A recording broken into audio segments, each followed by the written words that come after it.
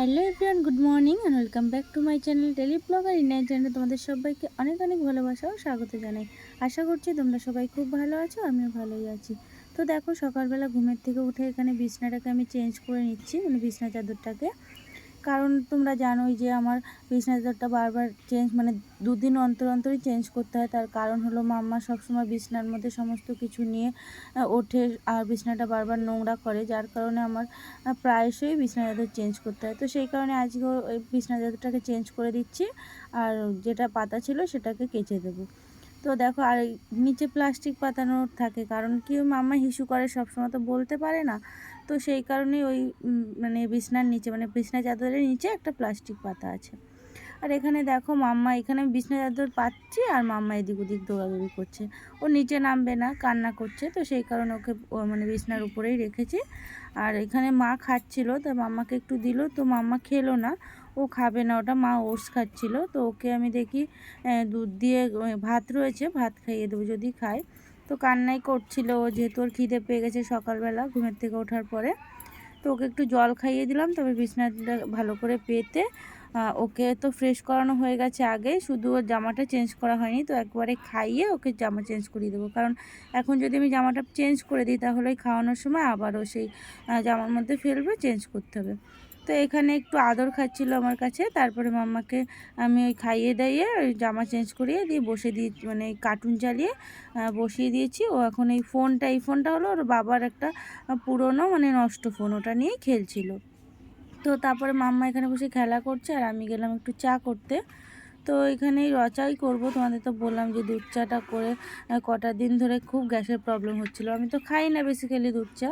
তো এখানে সেই কারণেই রচা করছি আর আদা দিয়েই করব চাটা। আর আজকে একটু ফ্রিজটাকে ক্লিন করব। অনেক দিন হলো ফ্রিজটা আমার সেরকমভাবে পরিষ্কার করা হচ্ছে না, সময় করে উঠতে পারছি না, যে কারণে আজকে ফ্রিজটা ডিপ ক্লিন করব। আজকে একটু সময় পেয়েছি। তো মা ওদিকে রান্নাবান্নাটা দেখছে, মাই রান্নাবান্নাটা করবে। তো এখানে আমি চা করে নিচ্ছি, চা করে আমি খেয়ে নেব। আর আমার জন্যই করছি, আর মা যদি খায় তাহলে দেব। অনেকটাই তো, মানে ওই বড় কফি মাগের 1 মাগ দিয়ে দিয়েছি জল, তো অনেকটাই চা হবে। যদি খায় মা খাবে, না হলে আমি তো ওই বিস্কিট অনেকগুলো নিই, তারপরে নিমকি, এই জন্য আমার অনেকটাই চা লাগে। তো এদিকে আমার চাটা হয়েও গেছে, এখন চাটাকে নামিয়ে নেব, তারপরে আমি ওই বিস্কিট নিয়ে নেব। আর তোমাদের দাদাভাই সেদিন আমার জন্য একটা নতুন, অন্যরকম একটা বিস্কিট নিয়ে এসেছিলো। বিস্কিটটা খুব খেতে টেস্টি, ওই বাটারের একটা ফ্লেভার আছে। তো সেইটাই এখানে নেব। আর ওই নিমকি নিয়ে নিলাম কিছুটা, তো মাম্মাকে কিছুটা দেবো, ও একটু নিমকিটা খেতে ভালোবাসে। আর এখানে নিলাম, এই নিয়ে এখন আমি যাচ্ছি ঘরে, যে দেখি চাটা খেয়ে নেবো, তারপরে বাকি যে কাজকর্ম সেগুলো করব। আর মা যাবে রান্নাবান্নার দিকে, আর এদিকে বাসনও রয়েছে অনেকগুলো, সেগুলোকে মেজে দেবো, তারপরে মা করবে রান্নাবান্না। তো দেখো, অনেকগুলো বাসন রয়েছে, এখানে চাটা খেয়ে চলে এসেছি বাসন মাজতে। আর বাসনগুলো মাজা হয়ে গেলে তারপর তোমাদের বললাম যে ফ্রিজটাকে ডিপ ক্লিন করব। তো সেই কারণে দেখো, এখানে বাসনগুলোকে মেজে নিচ্ছি আমি ভালো করে। আর মা মাম্মাকে নিয়ে ঘরে রয়েছে, মাম্মা কার্টুন দেখছে, মা ওর সাথে একটু খেলা করছে, এই আর কি। তো এগুলো হয়ে গেলে আমি তারপরে মাম্মাকে, মাম্মা তো ঘরে খেলা করছে, আমি আমার কাজ করব। আর তার আগে দেখি অলরেডি তো 11:30 বেজে গেছে, দেখা যাক মাম্মাকে স্নানও করিয়ে দিতে পারি। তো চলো, এদিকে কথা বলতে বলতে বাসনও মাজা হয়ে গেছে আমার। আর আমি এখন যাব দেখি ঘরে, মা এদিকে সমস্ত সবজি টবজি কেটে নেবে। তো বললাম মাকে যে তুমি সমস্ত কিছু রেডি করো, আমার বাসন মাজাও হয়ে গেছে। তো মা সেই কারণে ওগুলোকে সব রেডি করছে, তারপরে রান্না করবে। তো আজকে আমার একটা খুব প্রিয় জিনিস রান্না হবে, শুধু আমার বলে না, তোমাদের দাদা ভাইয়েরও খুব পছন্দ। আর গরমের দিনে তো সেটা খাওয়া সবথেকে উপকার। তো কি তোমাদের বলছি একটু পরে। তো দেখো, এখানে হয়ে গেছে আমার বাসন মাজা, আর এখানে রান্নাঘরটা মুছে টুছে পরিষ্কার করে নিলাম। আর মারও আমি বাসন মাজতে মাজতে মার ওদিকে তরকারি টরকারি কেটে গোছানো হয়ে গেছে। এখানে আমোদি মাছটাকে আমি পরে ধুয়ে দিয়েছিলাম। আর এখানে মামার জন্য একটু সবজি কেটে রেখেছি, তরকারি করবে। আর কিছুটা মাংস ছিল ফ্রিজে, তো ফ্রিজটাকে যেহেতু মুছবো সেই কারণে ওইটাকে বের করে নিয়েছিলাম। তারপর ওটাকে এই পিস পিস করে আমি পকোড়ার পিস করে ওটাকে ম্যারিনেট করে রেখে দিয়েছি। আর এখানে ওটা বিকেলে ভেজে দেবো তোমার দাদাভাইকে। আর ভাতও বসিয়ে দিয়েছে মা।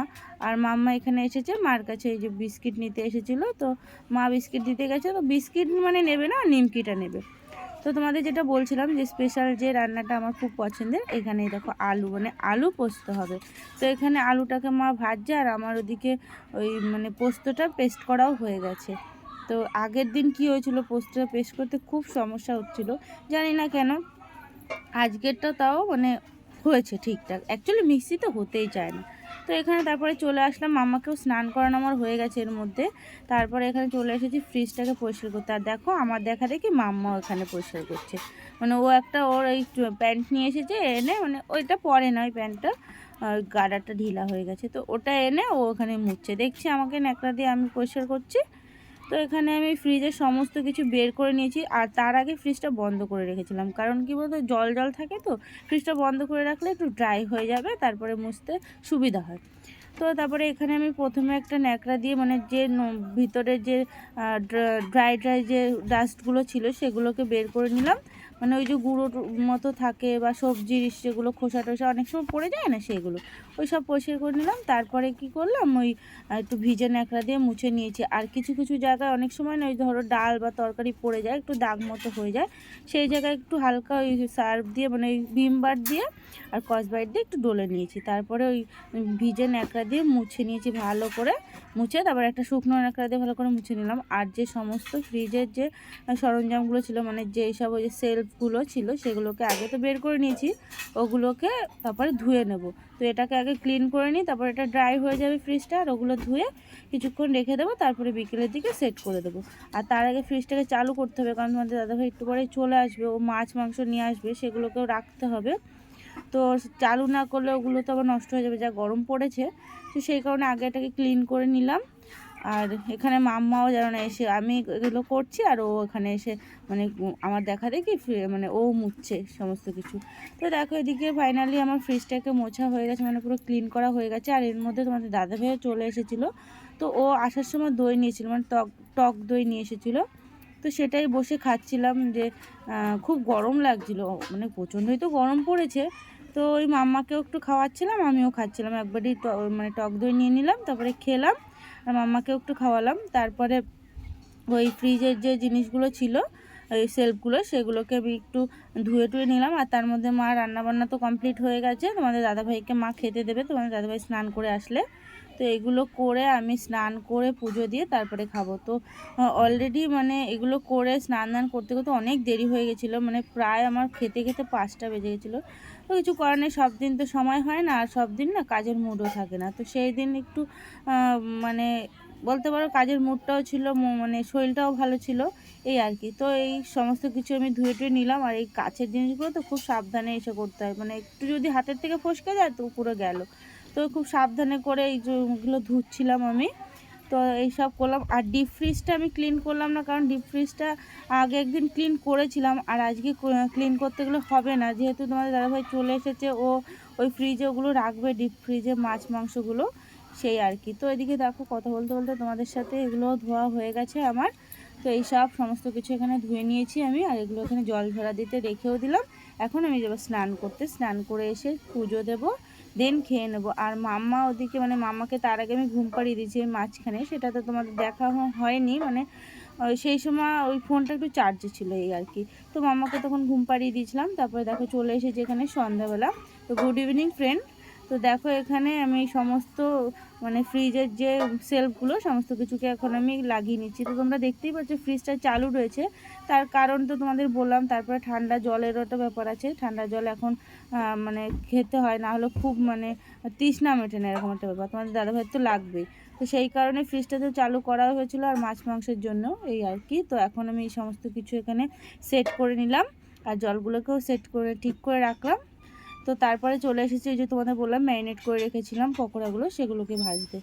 তো চলো বন্ধুরা, ভিডিওটা আজকের মতো এখানেই শেষ করলাম। ভিডিওটা তোমাদের কেমন লাগলো অবশ্যই কিন্তু কমেন্টে জানিও। ভিডিওটা ভালো লাগলো অবশ্যই একটা লাইক করে দেয়, আমার চ্যানেলটা সাবস্ক্রাইব করে চ্যানেলের পাশে থেকো। তো চলো আজকের মতো গুড নাইট, টাটা, সবাই সুস্থ থেকো, ভালো থেকো।